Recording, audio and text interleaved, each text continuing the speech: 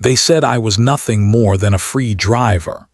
Just a man behind the wheel, useful only when the gas tank was full and the kids had places to be.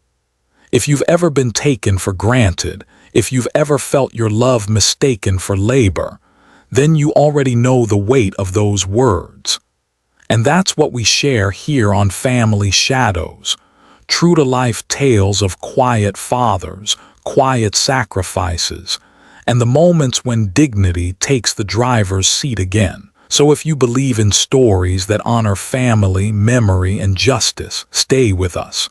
Subscribe, join our circle, and let these stories remind us that silence has its own strength.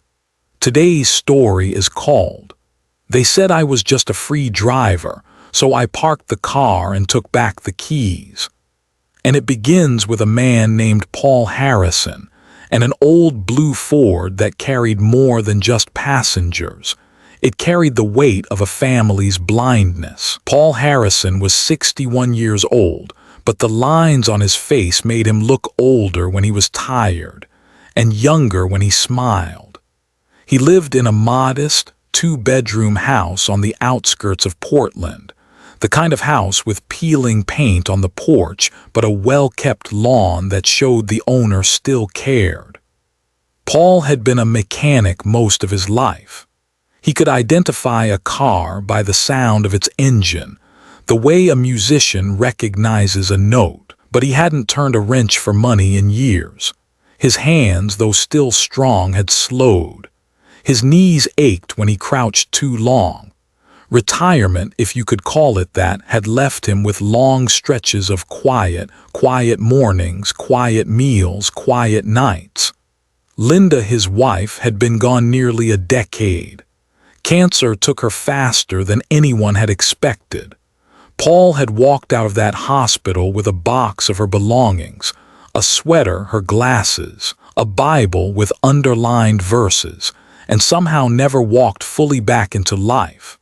The one thing that kept him moving was his children, Connor and Melissa, and their children, his grandchildren. They were his reason to get up in the morning, his calendar, his purpose. And the old Ford pickup he had owned for over 20 years became the thread tying them together. The Ford wasn't much to look at. Its paint had faded from ocean air and Oregon rain. The leather seats were cracked, the dashboard sticky in the summer. But it had history. Paul remembered when he and Linda had first bought it. They couldn't afford new, so they bought used, but Linda insisted on blue, the color of open skies, she said. They had driven that truck to the coast, parked it by the water, eaten fish sandwiches wrapped in paper while seagulls circled above. Once, when Melissa was 4, she had spilled an entire chocolate milkshake in the back seat.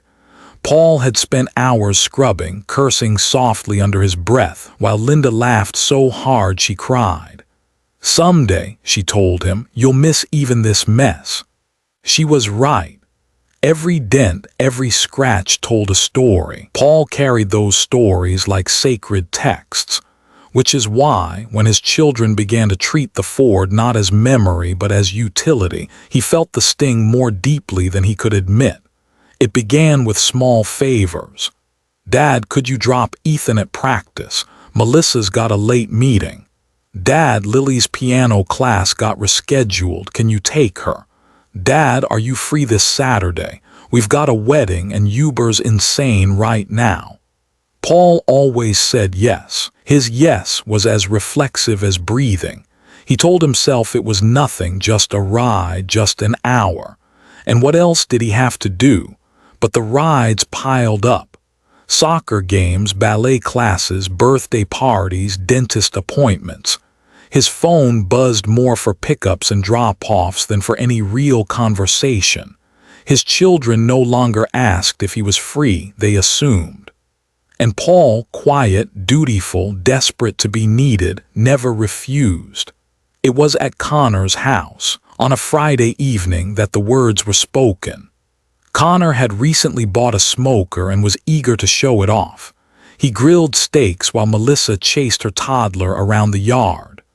Paul arrived early, as he often did, helping set chairs, carrying trays, quietly doing the work no one noticed. As the sun set, the conversation turned to promotions, new mortgages, vacation plans. Paul listened, smiling, though most of the corporate jargon went over his head, and then Connor, leaning back with a beer in hand, smirked and said, "You know, Dad, you're basically our free Uber driver these days." Melissa laughed, not cruelly but enough to sting. "It's true, Dad, you're always driving somebody somewhere. I don't know what we'd do without you." Paul forced a chuckle, chewing slowly on his steak, but the words dug deep. Free Uber driver.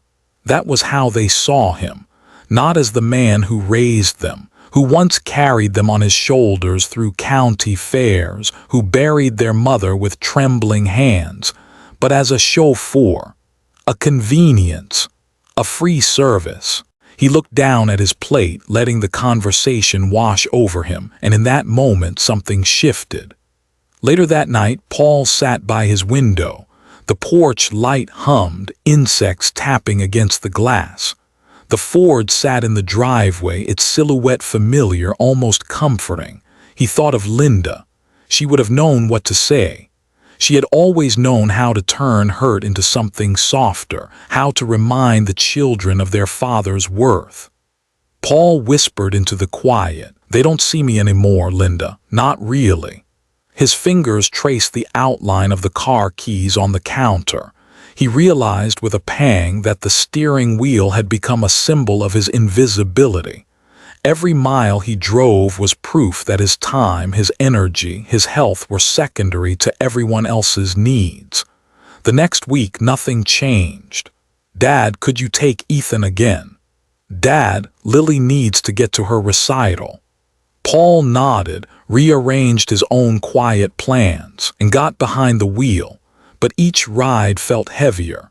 The silence in the car, once peaceful, now rang with the echo of Connor's remark, "Free Uber driver."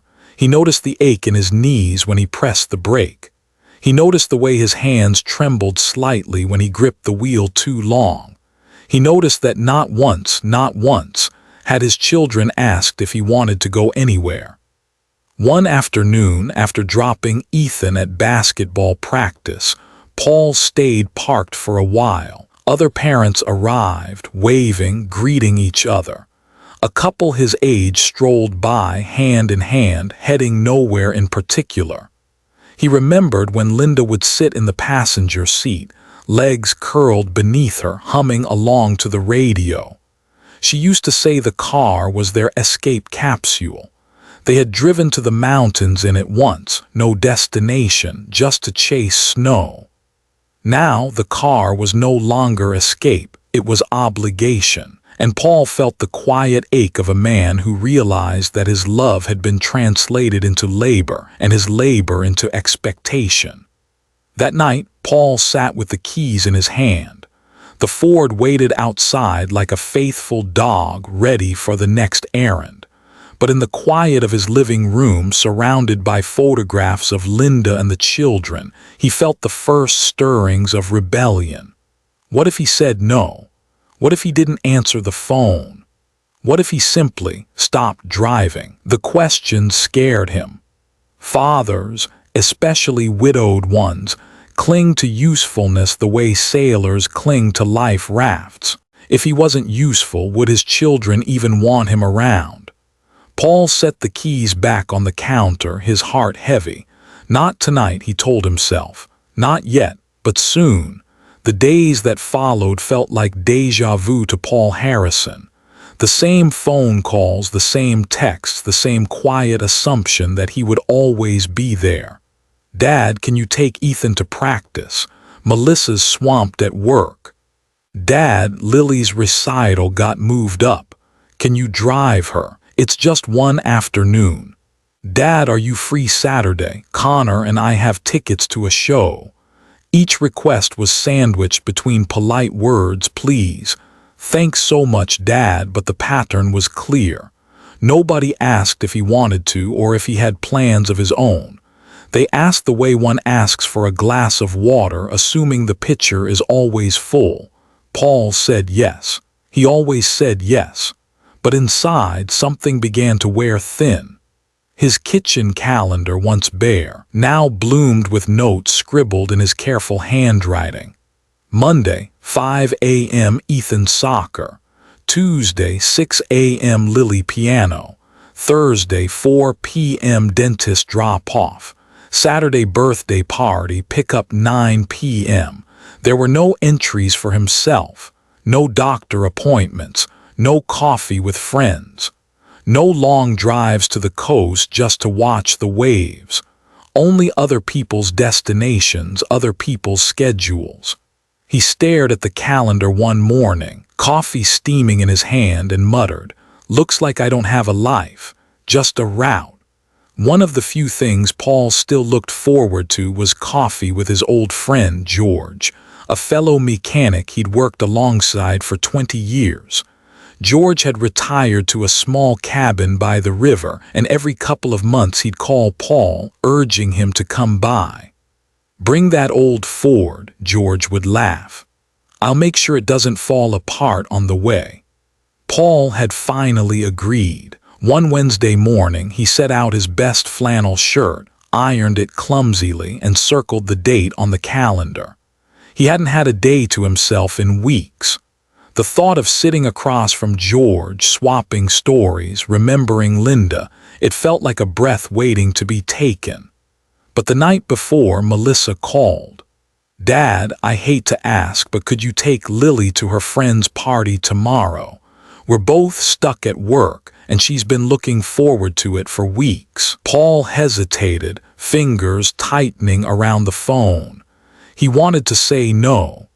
He wanted to explain about George, about how he needed this one day for himself. But Melissa's voice was tired, pleading, and Lily's name tipped the scales. "Sure," he said softly, "I'll take her." The coffee mug with George never happened. Thursday morning came, gray and damp, the kind of weather that made Paul's joints ache. He loaded Lily into the Ford, her tiny dress ruffled, her voice bubbling with excitement. She chattered about balloons and cake and who would be at the party. Paul smiled, nodding, though his heart was elsewhere, on a cabin by the river, on an old friend waiting with 2 steaming mugs. "Grandpa, you're the best driver ever," Lily exclaimed as he pulled into the driveway of her friend's house. The words, innocent as they were, landed like a blade. Best driver ever. Not best grandpa, not best storyteller, not best hug giver, best driver. He kissed her on the head, watched her run inside, and sat in the car a moment longer. His phone buzzed, a text from George. "Coffee's hot. Where are you, old man?" Paul stared at the screen until the letters blurred, then typed back slowly. "Sorry, something came up." That night when Paul finally sat down to dinner alone, Connor called. "Hey Dad, Melissa said you took Lily today. Appreciate it. You're a lifesaver." Paul cleared his throat. I had a meeting I missed with an old friend. I don't want this to happen too often." Connor chuckled, the kind of laugh people use when they think someone is exaggerating. "Come on, Dad. It's just driving. What else are you gonna do?" The words hit harder than Connor knew. "What else are you gonna do?" Paul swallowed. I just don't want every week to be like this." But Connor had already moved on, talking about his next work project, barely pausing for breath. Paul listened quietly, nodding though Connor couldn't see him, and when the call ended, he sat at the kitchen table long after his food had gone cold. That night, Paul couldn't sleep. He lay in bed, staring at the ceiling fan, listening to its lazy whir. He thought about saying no, just once. What would happen? Would Connor be angry? Would Melissa stop calling? Would the grandkids see him less? A cold fear seeped into him. Without the rides, without the errands, would he still have a place in their lives? When Linda was alive, she was the glue, the reason the children came home, the laughter in the house. Paul had become the driver not just of cars, but of connection. If he stopped driving, would everything fall apart? He turned onto his side, the bedsheet rustling. His hand reached instinctively toward the empty space beside him, the place where Linda used to sleep. He whispered into the dark, "What do I do, Linda? How do I make them see me again?" But the only answer was the fan, spinning round and round like wheels on a road with no destination. Thursday dawned with a faint drizzle that misted the windows of Paul Harrison's small house, the kind of rain that didn't pour but lingered, clinging to the air like a quiet reminder that some burdens never truly left. Paul sat at the table, a folded slip of paper beside his coffee cup. It was his appointment card, Dr. Jenkins, 10:30 a.m., cardiology follow-up. His heart had given him trouble the year before, a rhythm that skipped like a scratched record. Nothing dangerous, the doctor had assured him, but worth keeping an eye on. Paul had circled the date on his calendar weeks ago. He had even placed the card on the table the night before so he wouldn't forget. For once, this day was supposed to be about him. He buttered his toast slowly, the card in his peripheral vision like a lighthouse blinking.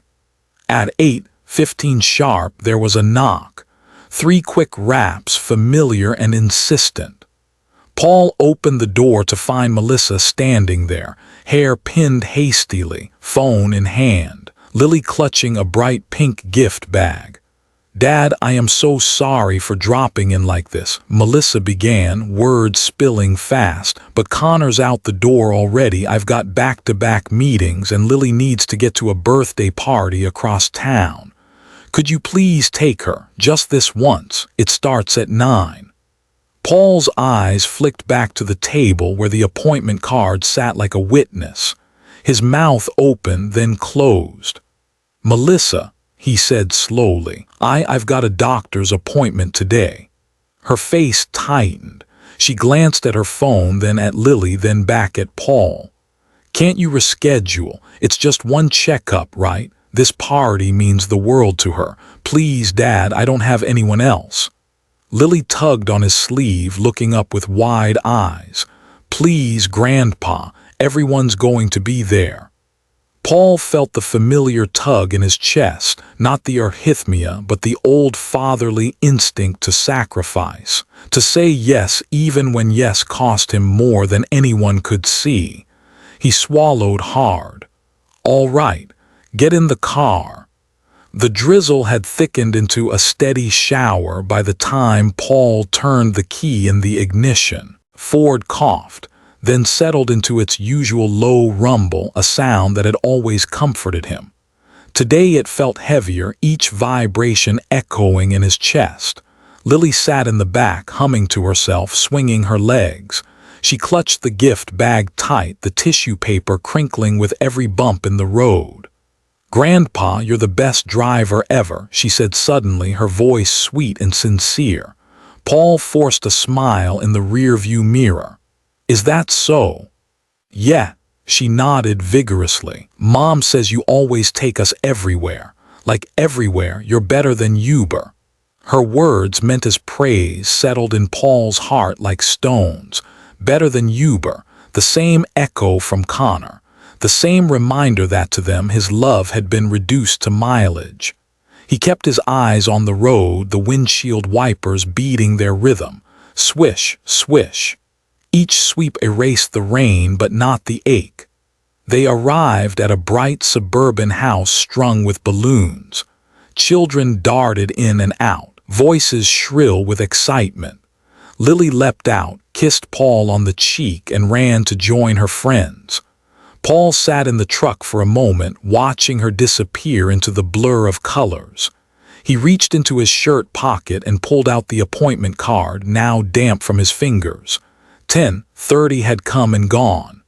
He crumpled the card in his palm, then smoothed it again, as if that could undo the lost hour. That evening, as Paul reheated leftovers for dinner, the phone rang. It was Dr. Jenkins's office. "Mr. Harrison, we noticed you missed your appointment today. Are you feeling all right?" Paul cleared his throat. Yes, I'm fine. Something came up with family. Well, it's important we keep monitoring your heart. Can we reschedule? Yes, Paul whispered. Of course. He jotted down the new date on his calendar, squeezing it between Ethan's practice and Lily's recital. His own health, written in smaller letters than everyone else's lives. Later that night, Connor called. His voice was cheerful, casual. Melissa told me you took Lily today. Thanks, Dad, you're a lifesaver. Paul hesitated. I missed a doctor's appointment to do it. There was a pause on the line, then a chuckle. Come on, Dad, it's just a checkup. What's more important, some routine appointment or your granddaughter's happiness? Don't sweat it. Paul's grip tightened on the phone. Don't sweat it. His heart was a machine sputtering, his body not as strong as it once was. And yet to his son it was nothing. He didn't argue, he didn't explain. He just listened, murmured good night, and hung up. When the house was silent again, Paul sat at the table, the car keys in front of him. He turned them over slowly, the metal cool against his fingers. This truck, this faithful old Ford, had once been freedom. Now it felt like chains. He looked out the window at the driveway, rain still dripping from the eaves. The truck gleamed faintly under the street light, waiting for him, always waiting. Paul whispered into the dark as if Linda could hear. Am I still a father to them or just a driver? The keys glinted back, but no answer came. The following Sunday, Paul found himself back at Connor's house. Melissa had insisted he join them for dinner. Family time, she called it. But family time, Paul thought, too often meant a crowded table where his voice disappeared beneath everyone else's. He wore his best flannel shirt, the one Linda used to like, and brought a pie he'd bought from the local bakery. Linda would have baked it herself. Paul hadn't baked since she passed. The kitchen felt too empty without her humming. The table was loud with conversation. Connor dominated the space, talking about quarterly targets and new clients. Melissa chimed in about Lily's school projects, her words quick, distracted, half her mind still at work. Paul sat quietly, nodding, smiling when appropriate. It was when he finally tried to speak that the words cut. I missed my doctor's appointment this week, Paul said almost casually, testing if anyone would notice. Had to reschedule. Melissa's fork paused midair. Oh, Dad, I didn't realize. You should have said something. We wouldn't have asked you to take Lily if we'd known. Connor waved a dismissive hand, his mouth still half full of steak. Come on, Dad. It's not like you've got anything more important going on.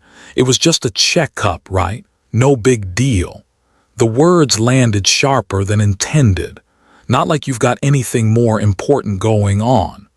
Paul felt the air drain from his chest. For a moment, he looked at Melissa, hoping she'd object, defend him, remind Connor that their father's health mattered. But Melissa only glanced down at her plate, her face uneasy, and said nothing. Paul pressed his napkin to his lap, eyes lowered, chewing slowly though his appetite was gone. Around him, the table's chatter resumed as if nothing had happened, but inside, the sentence replayed again and again. Not like you've got anything more important going on. Had they really come to see him that way? A man with no life of his own, no priorities, no purpose beyond serving theirs. After dinner, Paul excused himself early. He stepped out into the cool evening, grateful for the quiet. His old Ford sat at the curb, bathed in the glow of a street lamp, waiting like a faithful dog. He paused, hand resting on the hood. The metal was cool beneath his palm. He remembered polishing it with Linda, her laughter filling the driveway as she teased him for being too meticulous. Paul Harrison, you care more about this truck than your own shoes, she'd said once, shaking her head fondly. Now the truck had become his last tether to usefulness. And that usefulness his children had reduced to one thing: driving. Back home, Paul lowered himself into his recliner, springs sighing under his weight. The house was quiet except for the faint hum of the refrigerator. He thought of Linda again, her voice, her presence, her way of softening the children's edges. Without her, everything felt harder, harsher. He whispered aloud, "They don't see me, Linda. They only see what I can do for them." The clock ticked on the wall, each second heavy, each tick another mile driven with no destination. That night, Paul found himself staring at the keys again. He turned them over in his hand, metal glinting in the lamplight. For the first time, a thought pressed itself into his mind, not as a whisper but as a demand. This has to change. His chest tightened, not from his heart condition, but from something deeper. A mixture of sorrow, anger, and longing. Longing not to be used, but to be seen. Paul set the keys on the table and looked at them for a long time, as if they were a question only he could answer. And in that silence, the resolve began to grow. The next morning, sunlight broke through a curtain of clouds, spilling pale gold across Paul's driveway. His old Ford stood there, dew clinging to its hood like a shimmer of age. From the kitchen window, Paul watched it as he sipped his coffee. The truck was more than a vehicle. It was a vessel. A container of years, of journeys, of voices that no longer filled the passenger seat. Paul set the mug down and stepped outside. The air was crisp, the kind of air Linda always loved because it smelled faintly of pine and salt from the coast. He slid his palm along the side of the truck, fingers tracing scratches and dents, each one a chapter of their life together. He remembered the day they bought it. Linda had been radiant, hair caught in the wind as they walked through the lot. She had insisted on the blue one, the color of freedom, she said with a grin. They couldn't really afford it, but she'd squeezed his hand and whispered, "Paul, sometimes life is about the rides we take, not the money we keep." They drove it straight to Cannon Beach that night. Windows down, Linda's laughter whipping through the air as the radio hummed some half-forgotten tune. They ate fish sandwiches in the cab, grease soaking through the paper, while the ocean thundered nearby. That memory was still stitched into the worn leather seats. Another time, when Melissa was 4, she had fallen asleep with an ice cream cone in her hand. The mess had been catastrophic, sticky chocolate smeared across the back seat, sprinkles fused to the carpet. Paul had muttered curses under his breath while scrubbing, his arms aching, his patience thin.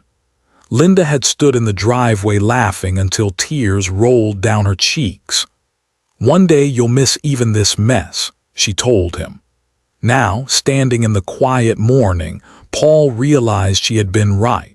He would give anything to scrub away ice cream again if it meant hearing her laughter. The Ford had carried them to so many places: Sunday church picnics, camping trips under Oregon pines, hospital runs when the children were born, and once, sobbing quietly back from the hospital where Linda never returned. The truck bore all of it: the joy, the loss, the love. Its wheels had rolled over decades of their life. And now, that same truck was reduced to shuttling grandkids to practice and parties, a task stripped of meaning. Paul leaned against the hood, eyes closed, letting the memories wash over him. "Do you see this, Linda?" he whispered into the morning air. "They turned our memories into errands. They don't even look at the truck the way we did. To them, it's just a ride. To me, it's you, it's us." His throat tightened. For a moment, he felt foolish, an old man talking to the air. But then a breeze stirred, and he swore he caught the faintest scent of Linda's perfume, the lavender she always wore on Sundays. Paul opened the glove box, something he hadn't done in months. Inside was a crumpled map of Oregon, an old flashlight, and beneath it all a photograph. It was of him and Linda, taken on one of their road trips. They were younger then, his hair thicker, hers a cascade of chestnut curls. She had her head on his shoulder, smiling at the camera with that fearless, open-hearted smile that had first drawn him to her. Paul sat in the driver's seat, holding the photo, thumb brushing the edges. His chest ached, not from the skipped beats of his heart, but from the hollow her absence left. He realized with a kind of quiet pain that the children didn't know this part of the truck's story. They didn't know how many sunsets it had carried. They didn't know about the whispered promises, the roadside arguments, the reconciliations under starry skies. To them, it was just 4 wheels and a convenience. To Paul, it was a chronicle of love. And that love, he decided, deserved more dignity than Aaron's. Paul sat there for a long while, staring at the photograph. Slowly, a thought that had been whispering in the back of his mind began to take shape, stronger, clearer. Perhaps it was time to let the truck go. Not as defeat, not as surrender, but as a way of reclaiming what it represented. He imagined selling it, not to erase Linda's memory, but to transform it, to make sure the miles they'd shared would live on in something bigger, something that carried forward her spirit of giving. Paul slid the photo back into the glove box, started the engine, and listened to the old Ford purr. It sounded the same as ever, but to him it was no longer just an engine. It was a question: what comes next? The idea stayed with Paul like a stone in his shoe. Small, persistent, impossible to ignore. Sell the truck. Let it go. Transform its meaning. For days he carried the thought in silence. He still drove Connor's son to practice, still ferried Melissa's daughter to piano, still answered every call with a quiet sure. But each time he turned the key in the ignition, the whisper inside him grew louder. This is not who you are. This is not all you are. On a gray Tuesday morning, Paul walked into a small office downtown with a brass plaque on the door, Carter and Associates. MS. Evelyn Carter had been Linda's friend from church. Younger than Paul by 20 years, sharp-eyed, with a way of speaking that mixed authority with kindness. She rose from behind her desk when he entered. "Paul Harrison," she said warmly, "it's been too long." He managed a small smile. "Too long, yes." She gestured for him to sit. "What brings you in today?" Paul hesitated. He had rehearsed the words in his head, but now, sitting in the neat office lined with law books, they felt heavy. "I want to sell my truck," he said finally. "But I don't just want the money. I want to set something up. A fund, something that means something. Something with Linda's name on it." MS. Carter leaned forward, her expression softening. "Tell me more." And so he did. He spoke of Linda, of their drives, of the memories stitched into every mile. He spoke of his grandchildren, of the way the truck had become a tool rather than a treasure. He spoke of his fear that when he was gone, all they would remember was a man behind the wheel. "I want to take what the truck is worth," he said, voice low but steady, "and put it into a trust. A fund for kids who need transportation, bus passes, bikes, whatever it takes to get them to school, to practice, to opportunity. Call it the Linda Harrison Transportation Fund." MS. Carter nodded slowly, her pen poised above her notebook. "That's beautiful, Paul. It's more than just selling a vehicle. It's honoring a legacy." He exhaled, tension leaving his shoulders. For the first time in months, he felt like he wasn't just giving away pieces of himself. He was building something. Later that week, Paul found himself in the pews of St. Mark's, the church where Linda had once sung in the choir. The sanctuary was empty except for Father Lewis, who was lighting candles near the altar. Paul approached quietly. The old priest turned, his face weathered with years of listening to confessions and carrying other people's sorrows. "Paul," Father Lewis greeted gently. "Haven't seen you in a while." "I've been busy," Paul admitted. His voice cracked slightly. "Too busy driving everyone else." Father Lewis smiled knowingly. "And now you've come to drive your own soul back home." Paul chuckled, then grew serious. He explained his plan, the sale, the fun, the desire to turn sacrifice into something that uplifted rather than diminished. The priest listened without interrupting, then placed a hand on Paul's shoulder. "Sacrifice should uplift, Paul, not diminish you. What you're planning, this is love with boundaries, and boundaries honor both the living and the dead." Paul's throat tightened. "I just want them to remember me as more than a driver." "They will," Father Lewis said firmly. "Not because you told them, but because you lived it." That evening, Paul sat again at his kitchen table. The car keys lay before him as always. But now they no longer looked like chains. They looked like a key to freedom. Not for miles on the road, but for something greater. He picked them up, feeling their weight, then set them down gently. This time the silence around him felt different. It wasn't empty, it was purposeful. Paul Harrison had made his decision, quietly, firmly, without fanfare. The Ford would soon belong to someone else. But Linda's spirit, their love, their memories, would keep driving forward, carrying children who needed it most. And Paul, for the first time in years, felt that maybe he was steering his own life again. The weekend came with a brisk chill in the air. Connor had invited everyone over for Sunday lunch, eager to show off a new recipe he'd been perfecting. Melissa promised she'd bring dessert, and Paul, as always, was expected, not for his cooking, not for his stories, but for his service behind the wheel.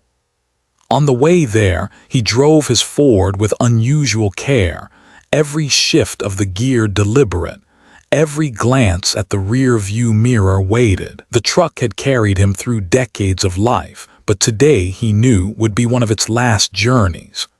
The Harrison family gathered in Connor's dining room, laughter spilling louder than usual. Melissa bustled in, balancing a pie, while Connor boomed about how the ribs were going to change everyone's lives. Paul sat quietly at the table, his flannel shirt freshly pressed, his eyes steady. The chatter swirled around him, but he wasn't really listening. He was rehearsing. As plates filled and conversation bounced, Connor turned to him, casual as ever. "Dad, after lunch, can you drop Ethan at practice? Melissa's got to run Lily across town and we're double booked." The request landed the same way dozens had before, assumed, unquestioned, like the sun rising. But today, Paul didn't nod. He didn't smile. He reached into his pocket, fingers brushing cool metal. Slowly, deliberately, Paul set the Ford's keys in the center of the table. A small clink of metal against wood silenced the room more effectively than any shout. Connor frowned. "What's this?" Paul folded his hands, his voice calm. "You won't need to argue anymore about who gets me to drive where. The truck's gone." Melissa blinked, confused. "Gone? What do you mean gone?" "I sold it." His words were steady, almost gentle, but they landed like a hammer.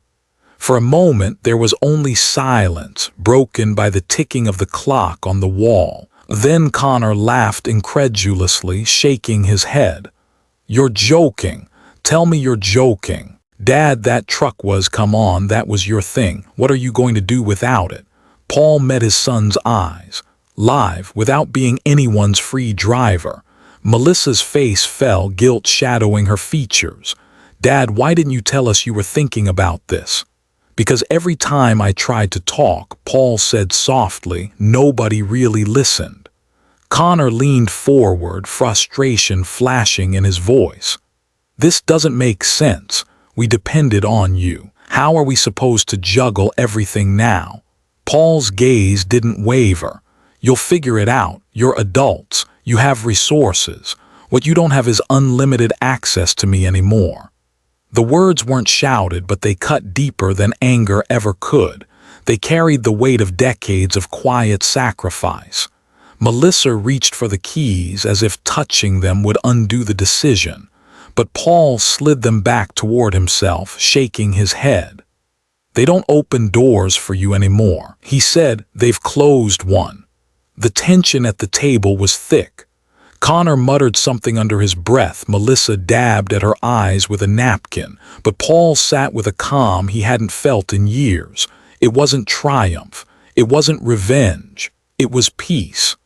The kind of peace that comes when a man finally decides to honor his own worth. He thought of Linda in that moment, her laugh, her wisdom. He imagined her beside him, nodding, whispering, "About time, Paul." And though his children sat stunned, Paul felt lighter, freer, as if by setting down the keys he had finally picked himself back up. The silence at the table stretched long after Paul's words.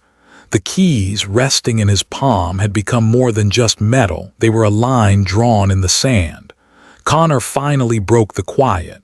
"Dad, you sold it, just like that. You didn't even talk to us." Paul's gaze was steady, his voice calm. "I didn't need to. It was my truck, my decision. And it wasn't just like that. It was a choice I made after years of being seen as a driver instead of a father." Melissa's eyes glistened. "But Dad, what about the money? You could have used it for yourself." Paul leaned back, folded his hands together, and let a faint smile soften his face. "That's the part you don't understand yet." He reached into his flannel pocket and placed a folded document on the table. MS Carter's letterhead gleamed at the top. "I sold the truck last week," Paul explained, voice steady. "And the money didn't go into my pocket. It went into a trust. The Linda Harrison Transportation Fund." Melissa's lips parted. "Mom's name?" Paul nodded. "Your mother and I built our life in that truck. It carried you both to school, to church, to ball games. It carried your mother to chemo. It carried our memories. So now it's going to carry other children too, kids who can't afford the bus or a bike or a way to get to school. Kids who need a ride towards something better." Connor shook his head slowly, trying to grasp it. "You gave it all away." Paul's voice softened but carried more strength than they had heard from him in years. "I didn't give it away, I gave it meaning." The words settled into the air. Neither Connor nor Melissa spoke right away. Connor rubbed his temples, his confidence rattled. Melissa dabbed her eyes with her napkin, tears spilling freely now. Paul didn't need applause. He didn't need gratitude. He only needed to know that for once they had seen him, not as a driver, not as a servant, but as a man who had drawn a boundary and reclaimed his dignity. Later that night, when Paul walked out to the driveway, the empty space where the Ford had once stood looked strangely peaceful. The truck was gone, yes, but in its place, Paul saw something invisible yet real: freedom. The road ahead was no longer filled with errands imposed by others. It was his road again. And somewhere, he liked to think, Linda was smiling. Her laughter carried on the evening breeze. And that's how Paul Harrison, once seen as nothing more than a free driver, parked the car and took back the keys to his own life. Love is not meant to be measured in miles or taken for granted as labor. True love has boundaries, and true sacrifice should uplift, not diminish. Thank you for joining us on Family Shadows. If this story touched you, please subscribe, share it with someone who needs to hear it, and leave a comment about your own family journeys. We'd love to hear from you. Until next time, wishing you health, peace, and happiness in your family.